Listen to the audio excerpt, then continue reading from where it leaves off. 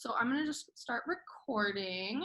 Okay, it's going. So my first question I'm gonna ask you is, what is your perspective on the purpose of education? On the purpose of education.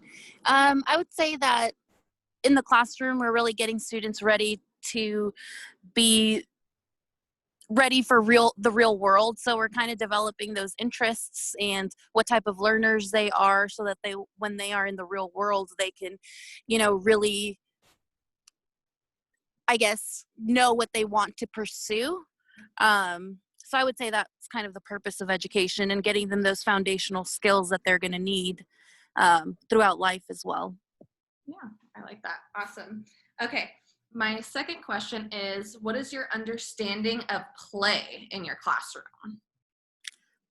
I think play is a great way to really get to see students' interests and what they know. I think a lot of the time when students are playing, you really get to see how they're understanding the concepts that you're teaching in the classroom. So if you really pay attention, when they're having those unstructured times, you get to see their interests. What are they actually learning in the classroom? What are they retaining? So that's kind of what I pay attention to in my classroom when students are participating in play. Mhm. And that's what a lot of my classes have been talking about too. So you hit that spot on of what, Yes. like, yeah. Okay, so the third question is, how many minutes do children play per day in your class or even per week? Because Per I know week. yours is a little bit different being with special ed. Yeah, so the way our classroom is run, we do 45 minutes of instruction, and then students have 15 minutes of free play afterward. So it's kind of integrated into the classroom where students are working for that playtime. So, I mean, I would say an average of maybe an hour to an hour and a half a day that they're spending with playing. And I mean, that's offering opportunities for students to socialize, not only with other students, but staff members as well. And it gives us opportunity to really get to know our students. So I would say about an hour or hour and a half a day. Okay, okay, that's cool.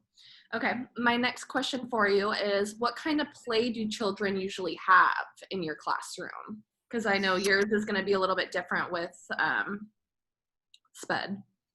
Yeah, so I'm teaching fourth through six usually, but I've had younger students as well, and it's usually more like role playing or imaginative play that I see in the classroom. Myself, yeah. Mhm. Okay, so my fifth question is, what do you think about the relationship between play and standardized academic learning? Well, I think it's very important to incorporate play in the classroom when you're teaching Common Core standards, just to really engage the students and so that they're interested in what they're learning. I think that can sometimes be difficult with our Common Core standards because they are very structured, and at times we have students that aren't at grade level, but I think incorporating that play really does help to engage them in whatever concept you're trying to teach them. So I find it to be very important in the classroom. Right, yeah. Okay, my sixth question is, have you experienced any conflict between play and standardized academic learning? Like, can you think of any Um, examples? I would well, in my classroom, especially, some of our students are a couple grades below grade level, so it can be difficult to also make time for play along with also teaching them those Common Core standards that are at grade level.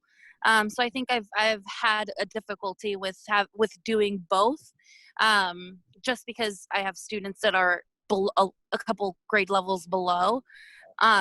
But I can also see it being a struggle even if students were on grade level, because everything is so structured where we're having, standardized testing, and plus all the standards that we need to teach throughout the year. So it can be difficult to kind of pack it all in Mhm. one year and not overwhelm the student. Right. Yeah. Yeah. And that kind of ties into my next question, which is, what do you think about the Common Core standards?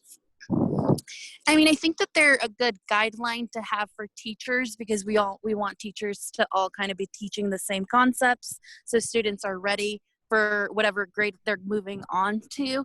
But it can be difficult because, I mean, in our district, it's very important that we're teaching those Common Core standards at grade level. But again, when you're having students that are a couple grades below, that can actually, I feel like, be a little more damaging because we're not taking as much time to learn those foundational skills that they need to move forward to the next grade. Right. So it can be kind of difficult. Yeah. Yeah. You know, even for me, like learning how to write lesson plans and stuff, it's a lot more work than you think when you're trying to figure out how to incorporate the standards, but also incorporate like more detail into it for them to really learn, you know? Yeah, and also incorporating that play for them to enjoy what they're doing and engaging them. Like, it can be difficult to pack everything into a lesson or even a unit. But yeah. Exactly. So I'm definitely starting to learn about all of that right now. So. Okay, so my next question is, how do you connect play with Common Core standards in your teaching? I know we kind of already talked about that, but I like to offer students just a time to, when I can, with certain concepts, for them to have an opportunity to have that free time where they can kind of think about the concept a little more than just, doing a worksheet. So we might, do things where we're painting or we're outside looking for things, where it might not look like they're doing something academic. But, then you're able to tie it back in. When you are doing a lesson. So just, having those opportunities for play and really engaging the student, because a lot of the times, my students aren't a pencil and paper type, so I really have to think outside the box when it comes to including play with Common Core. Right. You have to really let your creative mind run wild when you're trying to figure out that, especially when it's individualized and figuring out each student, Yeah, absolutely. Every student is different. Teacher Pay Teacher is great, and so is Pinterest. All those ideas that I get on there, to really individualize instruction for each student, because they're all different types of learners. Yeah. I think it's funny that my teachers have been saying this, that any other career, like, you're not allowed to take things from other people or plagiarize and stuff, but as teachers, they want you to like steal all these ideas and use whatever resources you can, Yeah, and I think once you become a teacher, once you start teaching, you'll realize that everyone is willing to help and, give you resources that you need in order to support your students. Because everyone really wants students to be successful. So I think that's so true just in our teaching profession. We're always taking little things from each other. Right. Yeah. And that's awesome that we do have that support. And I'm realizing all that support, like, as I'm starting to come into Clovis Unified, because all these people are coming up and emailing me or saying all this, and it's just showing how many people are on my side, or on your side. Mm-hmm. Yeah. Yeah.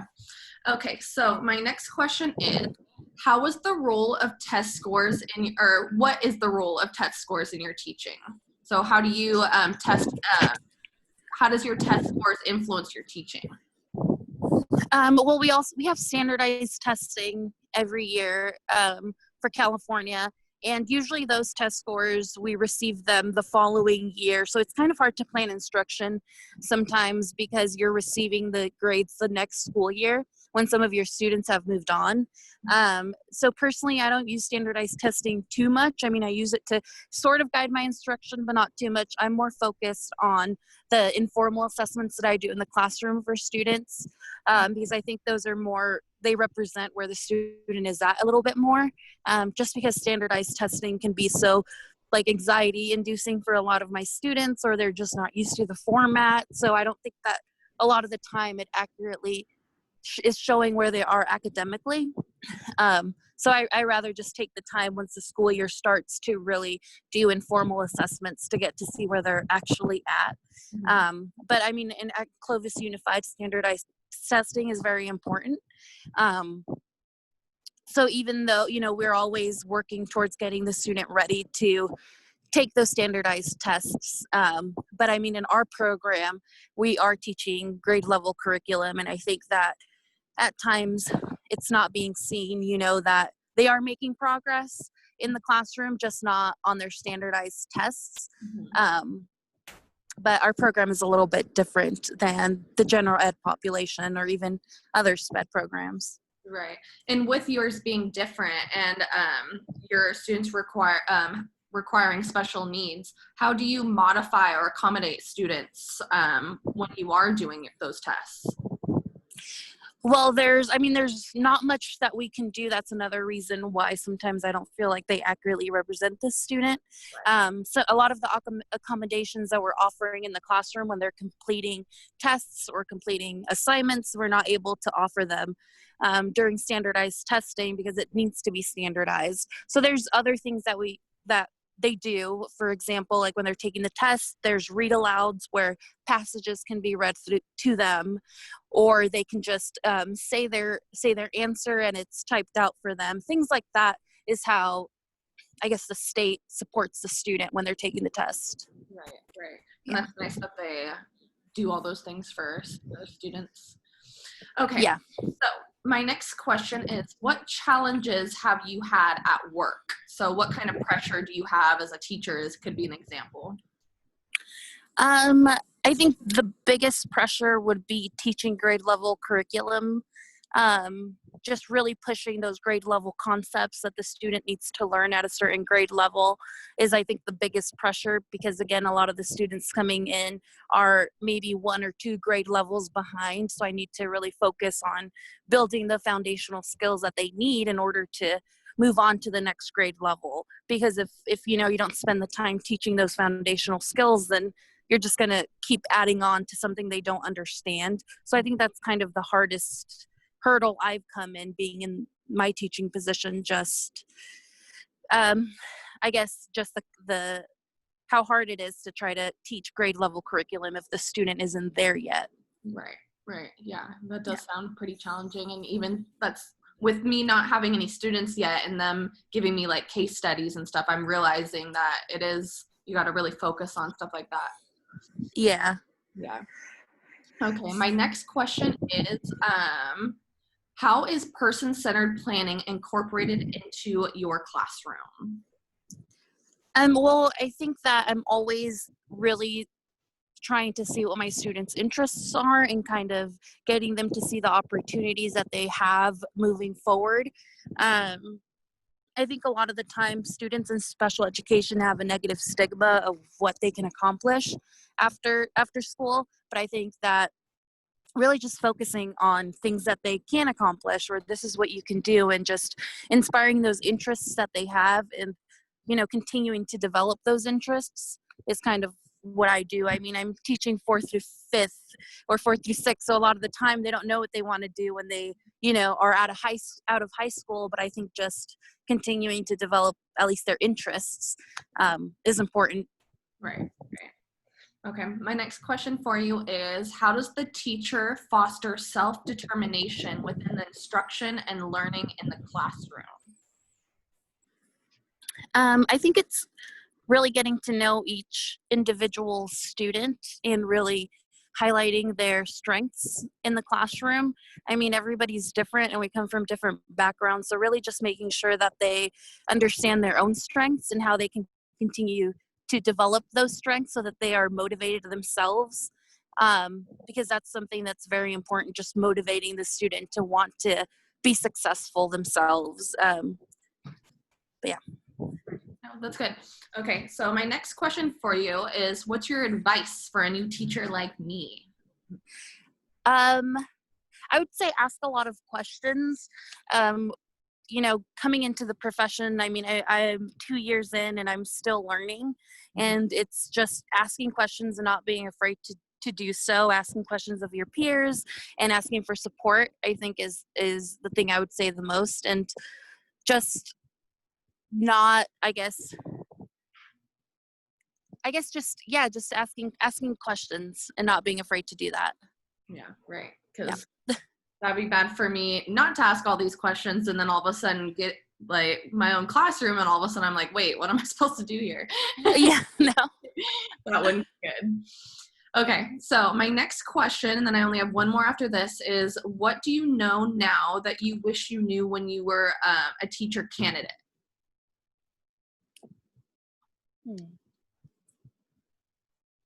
Probably the importance of classroom management and setting those routines the first couple of weeks in the school year. because it does impact the rest of your school year. So really having those pat down before the beginning of the school year, knowing what your expectations are of your students, what your classroom rules are, classroom environment you want. I would say I wish I would have known that when I started off my first year, and the importance of just having those pat down the first couple of weeks of school. Right. Getting down to business, and then you guys can have your fun later. Exactly. Okay. Yeah. My last question for you is, what's the biggest challenge and reward in working with students with that require special needs? I guess the biggest challenge is really getting to know the student. I mean, every single student is so different. So getting to know their likes and dislikes and really tailoring your classroom to that student, I think is very important. Even when it comes down to just where they're sitting, what type of seat they have, what they're writing with, like things like that, I think is one of the biggest challenges, just figuring that out at the beginning. But I think the biggest reward is really seeing students be excited about learning. That's why I keep doing what I'm doing, is just getting them excited about a concept that we're learning in the classroom, and then them taking that home and really just implementing it to their real life, I think is what I find the most rewarding. Perfect. Well, thank you so much for doing this interview for me. I know that you're on a nice trip to Pismo getting Fresno heat. No problem, Brooke.